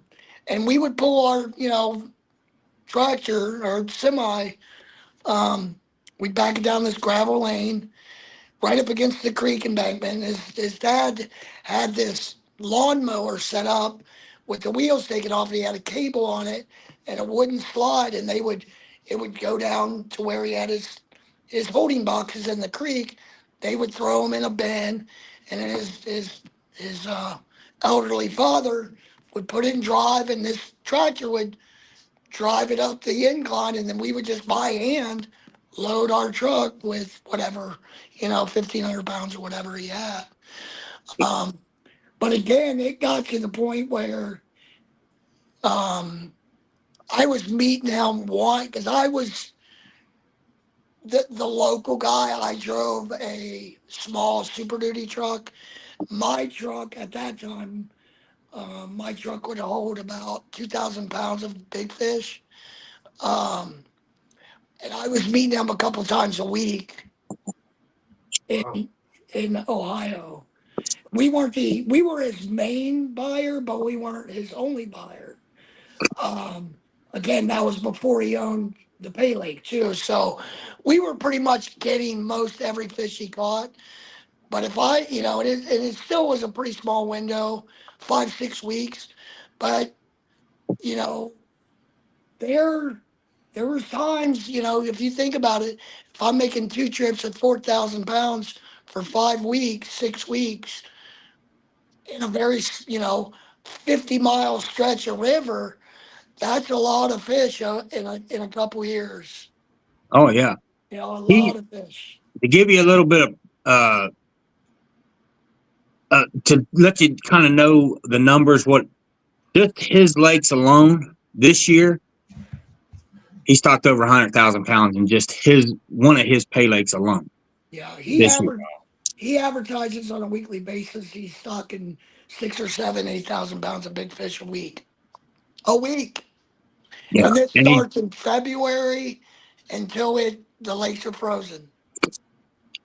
he's got 5 ponds up there at his lake by me. And then his lake down in Reedsville, he's got 2.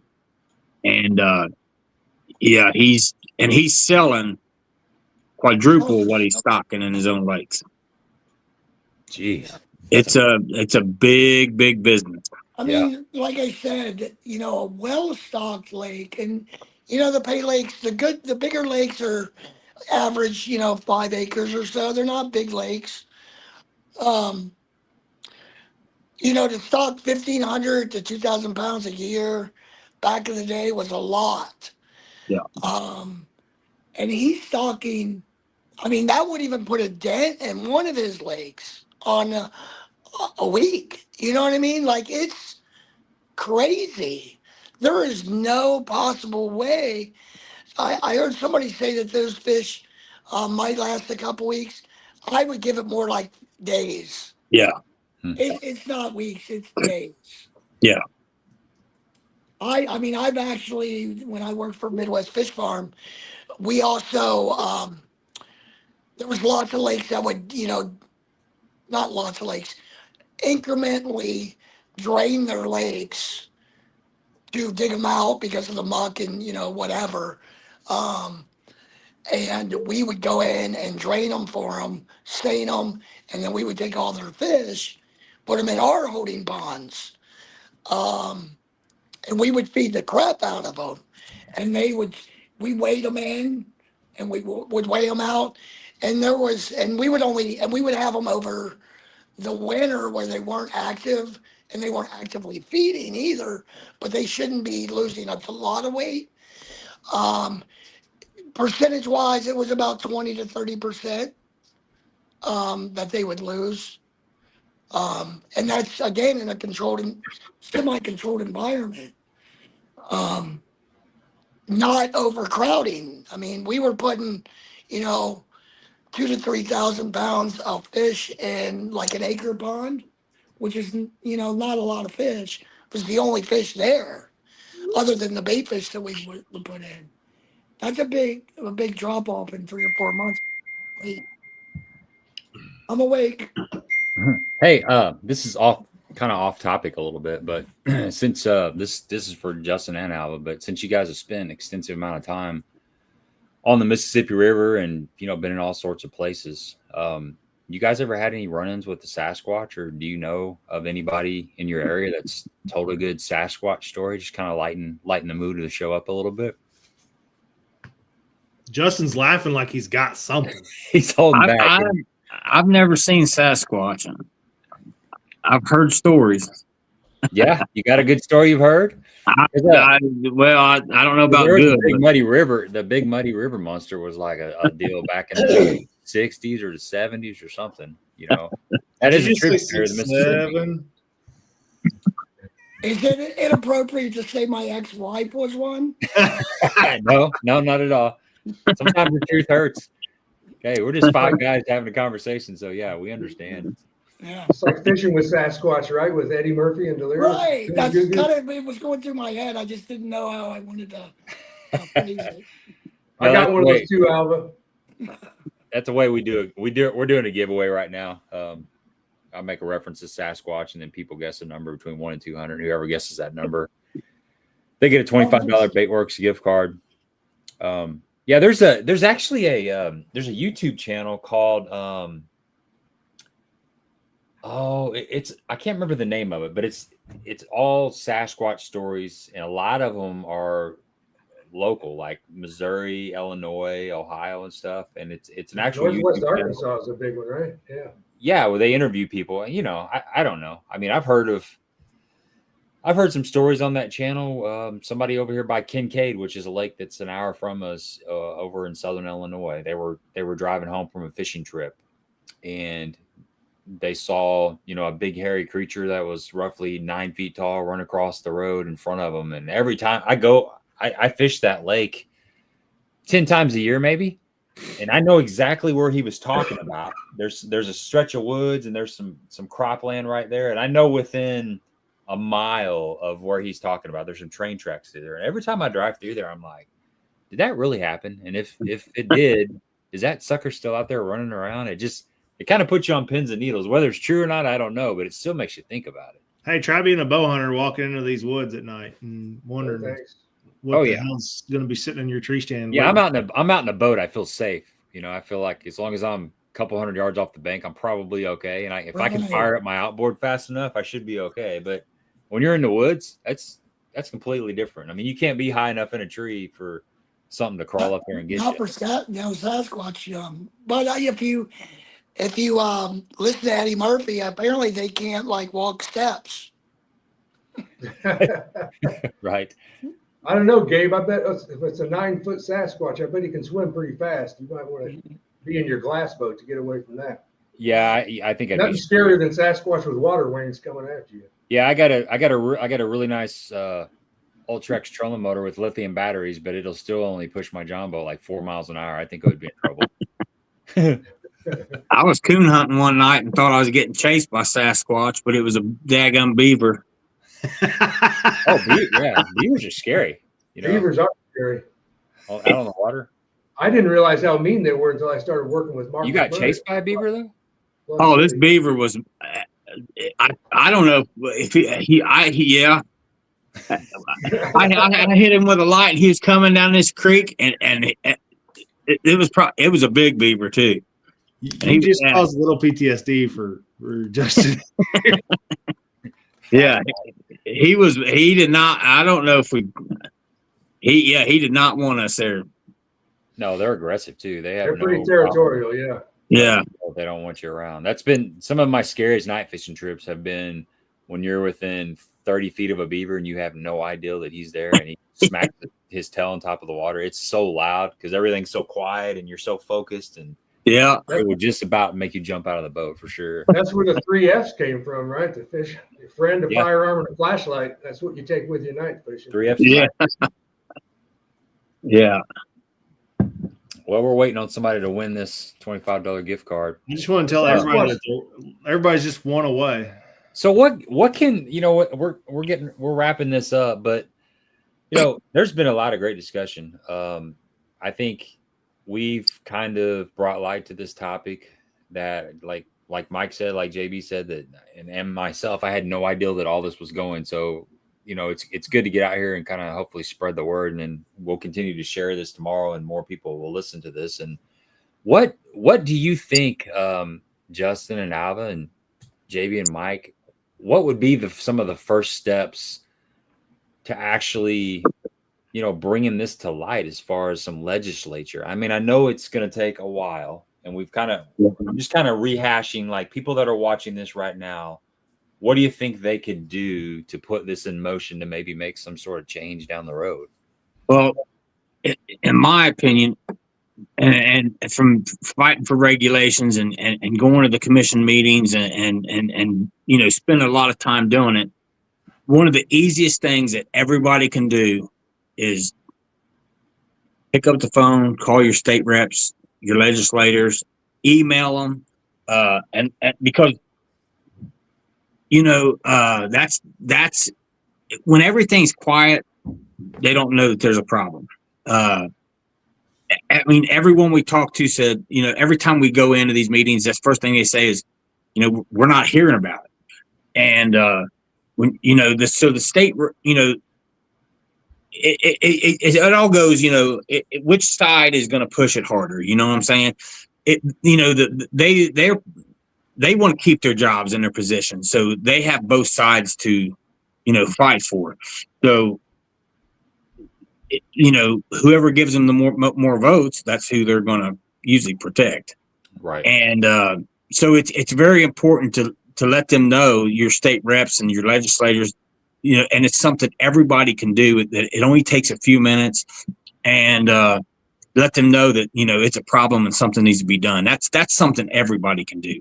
Go to your commission meetings, and basically, share it. Share these podcasts. Learn as much as you can about the problem. Like I said, that Exposing Pay Lakes page is a great page. It's got a lot of information on it. I mean, they can learn a lot from that page just by itself. And I think that's where it starts is letting your legislators know that's who it's going to take to change it, because that they write the laws. You know what I mean? Yeah, I agree. And when you call, people are, it sounds kind of scary, calling your congressman or sending them an email. It's not really, is it? I mean, it's just there'll be somebody will answer the phone, and how does that process work exactly? I've never done it. Yeah, somebody, look up and see who your congressman. And to be honest with you, you don't even have to be a resident of the state. If you want to call Illinois or you want to call Missouri, you can be, just find out who the get online, Google who, what area that representative is going to be in, your representative, and then there's a contact number on there. We've posted contact numbers before on social media and stuff for people to call, and so it's an easy process. They'll pick the phone up, they'll put you in touch with them, and you can either leave a message. You can talk. Sometimes you can talk to them direct. Most of the time, if they ain't answering, you can leave a message, and they'll call you back, or a simple email. You can email, and it's just the easy process. It's just like calling, and setting up a doctor's appointment. It's that easy. It's right. And and you got to remember, these people work for you. They work for us. So, it can be intimidating, I guess, at first for some people who's never talked to them. But hey, they put their pants on just like we do. And a lot of times they're easy to talk to. And a lot of times they don't know the issue. A lot of times these legislators, they don't, if they're not fishermen or they're not hunters, they might not be aware of any of it, so just contacting them, letting them know that, hey, there's a problem, it needs to be looked into, and the more they hear it, the more the better off we are. Right, just putting that little chirp in their ear, because the outdoor community, the hunters and fisher folks, we're a big pool of voters. Absolutely, very big pool of voters. So we spend a lot of money. Yep. Yeah. Well, and I would definitely agree with Justin on that, but I think there's, it's going to have to be a multiple attack, I should say. Oh, yeah. In my view of instant impact, it starts with the awareness. And if I'm really big on trying to help new people fish the fishery that I fish. As I'm teaching what I know, believe me, this is all talked about. And I'm ingraining that into every new fisherman that I can touch. And it's just part of, I've got their attention at that point. They're all about learning what I've got to say at that point. And it's a captured audience. And if I show them the passion that I have about all of it, that I have a really good chance of them talking to their buddy and relaying exactly what I told them. Because I'm integrating things that they already are very eager to learn with the message, if that makes sense. Yeah. I've already, after my conversation with Justin a couple of weeks ago on the radio show, I was so fired up about it. I told everybody in my office about what Justin had told me. And I'll guarantee you there's half of them listening tonight, because I told them that we're going to have Justin on. Right. So hopefully that spreads. I mean, there's nothing better than word of mouth. Right. And we are just 6 people sitting here talking to 50 people, or 50 people that are listening, that all have 5 buddies that fish too. And if our passion and our message gets through to those 50, we just now reached out to the masses in 2 hours. And if we could just get everybody that just got touched by this little podcast to do exactly what Justin said, the impact could be huge. And that's where all things in life start is, Yep. you know, do your part. Just do your Right. Well, part. and you never know when that one person is listening. Yep. That can make a difference. You're exactly And that I was just thinking that, Justin. Yeah. I would think that maybe Johnny Morris wouldn't be a bad guy to get this issue in front of. Yeah. Yeah. And He's I'm got a sure lot of he knows connections. about it because I know Bill Dance. I know he knows about it. So Mm-hmm. I'd say Yeah. Johnny. And I talk to, I know a lot of guides out there and stuff. They're a perfect person to get the word out because they meet so many new people that's on the boat. Yeah. And, you don't have to make the whole trip about a lecture, but you can, sometimes it only takes a certain, little bit of a few sentences to really change how people feel and to get to, to educate somebody. And you never, I've seen it so many times, you never know when that right person is going to hear it. And, I don't know, years ago, and I can't remember. I know it's on Exposing Pay Lakes. If you go down far enough, search it. When Joe Rogan, on Joe Rogan's show, his podcast, he brought up the Pay Lake and he couldn't believe it. And he brought pictures. He pulled pictures up that came off that page, off Exposing Pay Lakes. And he's like, "Oh my God!" He couldn't believe it. He goes, "This is sick." But so you just never know who's going to see it, Right. who's going to listen to it, and who might have the capability of making a difference. We need You get that somebody same- like Rogan on that, and sky's the limit. Right? Absolutely. He's not reaching guys that we're reaching. He's reaching guys that are not in the industry that love little kittens, and they think that we're talking about kittens that are getting paid for and fished for. Yeah. And it gets those wheels turning. It's like, I listen to a lot of Rogan, and it never fails when there's like a Cam Haynes or a Sean Ryan or somebody like that. When Sean Ryan was on his shows, that's when I discovered who Sean Ryan was. Yeah. In turn, now I'm a Sean Ryan fan and I listen to Sean Ryan show. Like, yeah, it's just a snowball effect. You get the right people in front of the right audience, and it's sky's the limit. Yeah, I'm going to do my best to get this in front of Andy Frisella, the guy that runs First Form. We He's got need a modern he ain't day afraid to vote. Yeah, we do. You're right, Ava. Yep. Just somebody that's got a big voice. And like you guys said, you never know who is listening. We got a winner. Waves won. 77 was the number, but I pulled him up and JB said that Fishing Junkie had actually guessed 77 before that. So we're going to give each one of those guys a $25 Baitworks gift card. Nice. Yeah, we try to keep it fair on this channel. Get a hold of me. It took y'all long enough. Dang. Yeah, I know, man. It was like Stephanie was going prices right on us. She was like, she started out like 121. She was going 122, 23, 24, 25, 26. And that's not a bad way of going about it. Eventually you're going to hit if you start at the bottom. So yeah, get a hold of me on Facebook or Instagram and we'll get you taken care of. Man, great stream, guys. Really appreciate your time.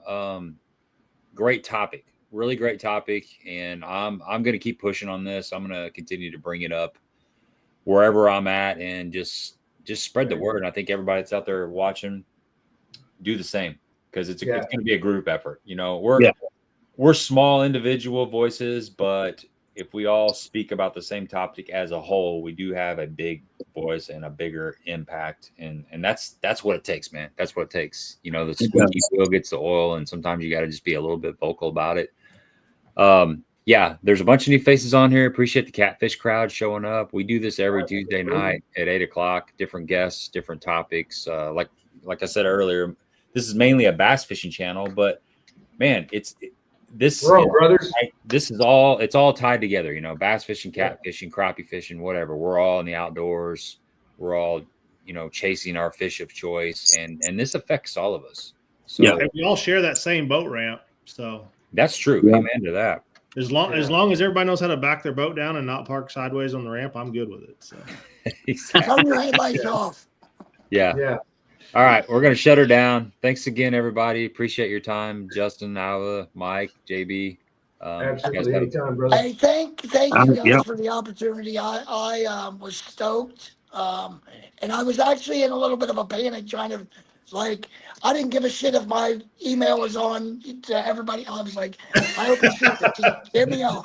Yeah, you nailed it. So I thank appreciate you you. coming on, Alva. That was a great story, Yeah. man. Great Well, I backstory. appreciate the time. And if any of you guys ever have anything question-wise or help or whatever, I'm there for you, man. All right. Perfect. Appreciate it. All right. Thank you guys. Yep. See ya. All right.